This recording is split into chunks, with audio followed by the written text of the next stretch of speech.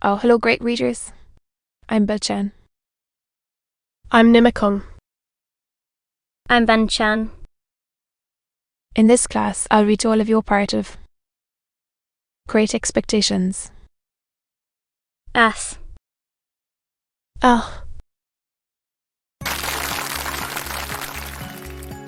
Great Expectations. Charles Dickens. Chap. 17 Sec 1. Ino fell into a regular routine of apprenticeship life, which was varied beyond the limits of the village and the marshes. Visit to Miss Havisham. I found Miss Sarah Pocket still on duty at the gate. I found Miss Havisham just as I had left her, and she spoke of Istella in the very same way, if not in the very same words. The interview lasted but a few minutes, and she gave me a guinea when I was going, and told me to come again on my next birthday. I may mention at once that this became an annual custom. I tried to decline taking the guinea on the first occasion, but with no better effect than causing her to ask me very angrily if I expected more. And after that, I took it. So unchanging was the dull old house, the yellow light in the darkened room, the faded spectre in the chair by the dressing table glass. Mysterious place. And then, while I and everything else outside it grew older, it stood still. Daylight never entered the house as to my thoughts and remembrances of it, any more than as to the actual fact. It bewildered me, ashamed of home. Imperceptibly I became conscious of a change in Biddy. However, her shoes came up at the heel. Her hair grew bright and neat. Her hands were always clean. She was not beautiful, she was coming, and could not be like Estella, but she was pleasant and wholesome and sweet-tempered. Out of mourning at the time it struck me, when I observed to myself one evening that she had curiously thoughtful and attentive eyes that were very pretty and very good. At writing some passages from a book, observant of what I was about, I laid down my pen, and Biddy stopped in her needlework without laying it down. Biddy, said I, how you manage it? Either I am very stupid. What is it that I manage? I don't know, returned Biddy, smiling. She managed our whole domestic life, and wonderfully too. But I did not mean that, though that made what I did mean more surprising. How do you manage? Biddy, said I, to learn everything that I learn. My knowledge. For I spent my birthday guineas on it, and set aside the greater part of my pocket money for similar investment, though I have no doubt, and that a little I knew was extremely dear at the price. I might as well ask you, said Biddy. No, because when I come in from the fridge of a night, anyone can see me turning to at it, but you never turn to at it. I suppose I must catch it like a cough, said Biddy, quietly, and went on with her sewing, pursuing my idea as I leaned back in my wooden chair and looked at Biddy sewing away with her head on one side.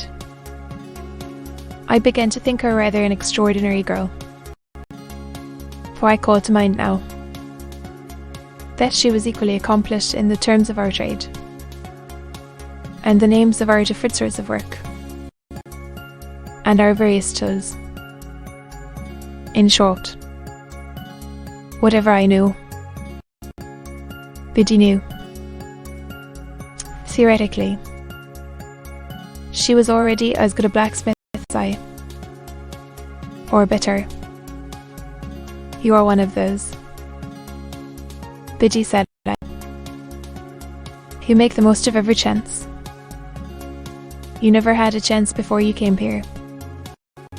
Biddy looked at me for an instant and went on with her sewing. I was your first kilo. Wasn't I? Said she, as she sewed. Bee, I exclaimed, in amazement. Why? No, I am not, said Biddy, looking up and laughing. It dropped on her work. I sat silent, recalling what a drudge she had been until Mr. What was great and successfully overcame that bad habit of living, so highly desirable to be got rid of by some people. Chap and the miserable little noisy evening school, with that miserable old bundle of incompetence always to be dragged and shouldered. What was now developing? Poor. In my first uneasiness and discontent, I had turned to her for help. As a matter of course. Biddy sat quietly sewing, shedding no more tears. And while I looked at her and thought about it all, it occurred to me that perhaps I had not been sufficiently grateful to Biddy. I might have been too reserved. My meditations with my confidence. Yes. Biddy, I observed, when I had done turning it over. You were my first teacher.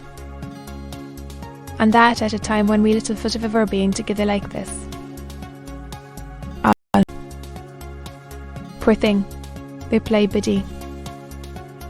It was like herself forgetfulness to transfer the remark to my sister, and to get up and be busy about her, making her more comfortable.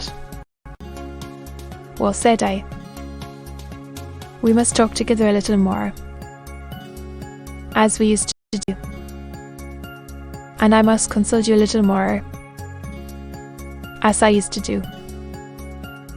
Let us have a quiet walk on the marshes next Sunday. Biddy, my sister was never left alone now, but Joe more than readily undertook the care of her on that Sunday afternoon. And Biddy and I went out together. It was summertime, and lovely weather, when we had passed the village and the church in the churchyard.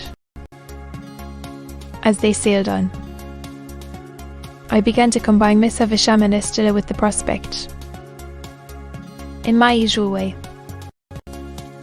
When we came to the riverside and sat down on the bank, with the water rippling at our feet, making it all more quiet than it would have been without that sound, into my inner confidence.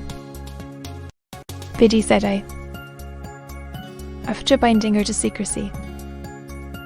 Well, I wouldn't, if I was you, she returned. Biddy, said I, with some severity. You know best. Then, Biddy, I exclaimed, impatiently, I am not at all happy as I am. I am disgusted with my calling and with my life.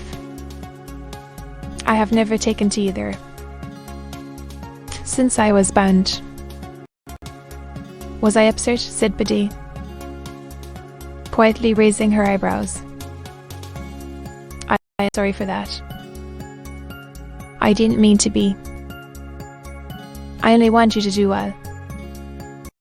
Well, then, understand once for all that I never shall or can be comfortable or anything but miserable either. That's a pity, said Biddy, shaking her head with a sorrowful air. Then, I too had so often thought it a pity that, in the singular kind of quarrel with myself which I was always carrying on, to her sentiment and my own, I told her she was right, and I knew it was much to be regretted, but still it was not to be helped. If I could have settled down, I said to Biddy, plucking up the short grass within reach, half as fond of the fruit as I was when I was little, I know it would have been much better for me. You and I and Joe would have wanted nothing then.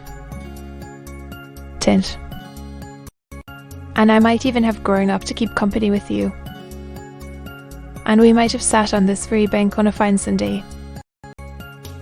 Quite different people. I should have been good enough for you. Shouldn't I? Biddy sighed as she looked at the ship sailing on. I'm returned for answer. I am not over particular. It scarcely sounded flattering. But I knew she meant well.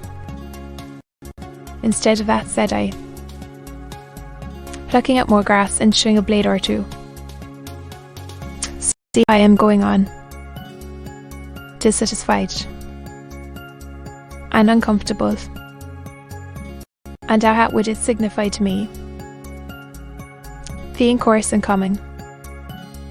Biddy turned her face suddenly towards mine, and looked far more attentively at me than she had looked at the sailing ships.